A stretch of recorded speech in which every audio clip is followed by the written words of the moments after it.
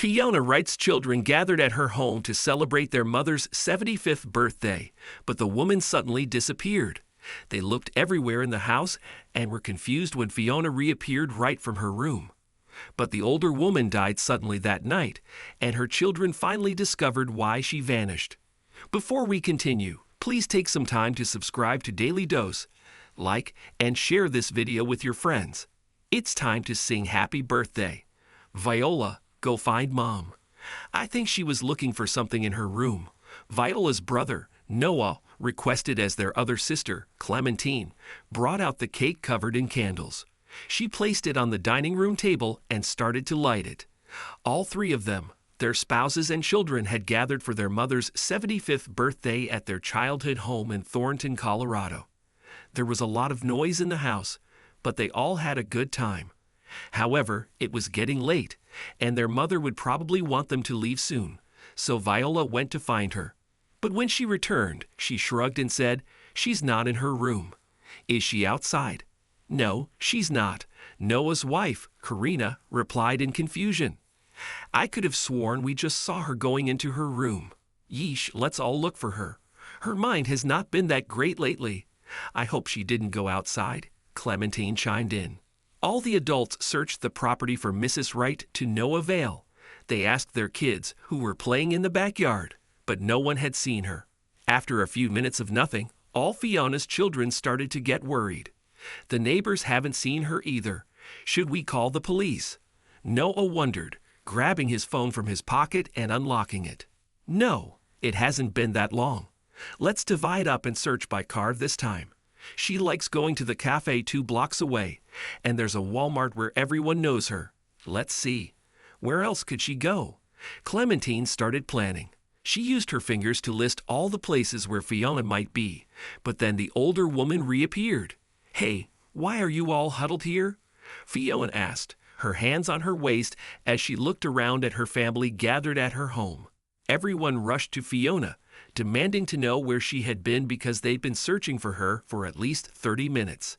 However, the older woman was completely confused by this. "What are you talking about?"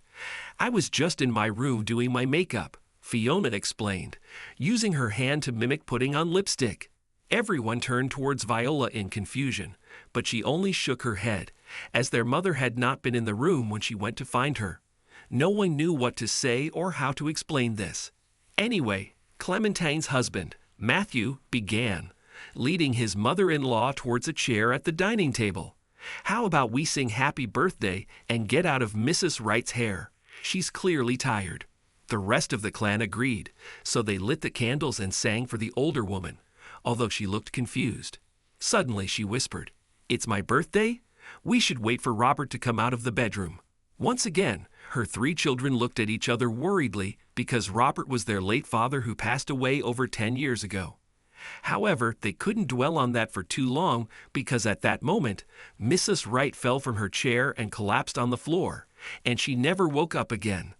The following week went by in a blur for the entire family, as they hosted a funeral and a special reception afterward for their extended relatives who flew out of state to pay their respects.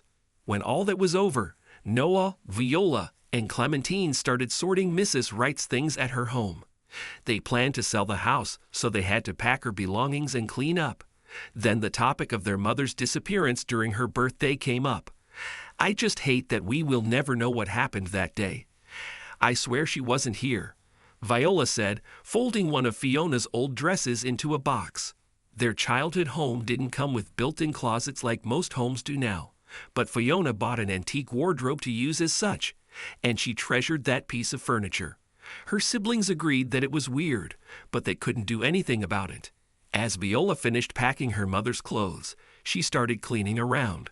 That's when she noticed an old photograph behind the wardrobe.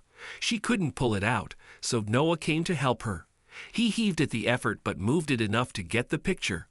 However, Viola had already lost interest in the image because moving her mom's antique furniture had uncovered a secret door. "What is this?" she asked, looking at her siblings with wide eyes. "It's like the movies. It's a door. Noah, let me help you move this thing some more," Clementine suggested, rushing towards the wardrobe.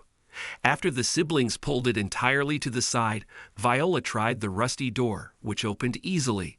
They all gasped as it revealed a staircase leading down. Oh my, this is not exciting, as you just put it, Clementine. It's more like a scary movie we just saw, Viola added, twisting her lips. But in the end, they decided to go downstairs and were shocked by what they discovered. The room was clean for a basement, but there was a life-size sculpture of their father. Now, I understand why Mom talked about Dad being in the bedroom that day. She must have been hiding in here looking at this thing when you went to her room. Viola, Noah muttered, shaking his head and crossing his arms. This is so weird. Where did she get this? I don't know, but it's nice. It's well made. I think it might be marble too. I think Mom missed Dad so much that she probably came down here every day, and for about everything else. Viola chimed in, inspecting the artwork. Should we keep it? I know Mom and Dad were into art and stuff, but this is a little too weird for us to keep it. I mean, they never told us about it, so clearly it was an intimate secret. I don't think we were ever meant to find it. Clementine contemplated as the three siblings circled the sculpture, not knowing what to do with it. A few days later, Viola decided to get it appraised. The curator at Amber Braxton Fine Arts confirmed that it was made out of marble, and therefore it was an expensive piece. He offered to show it at their gallery, and eventually a wealthy art collector bought it.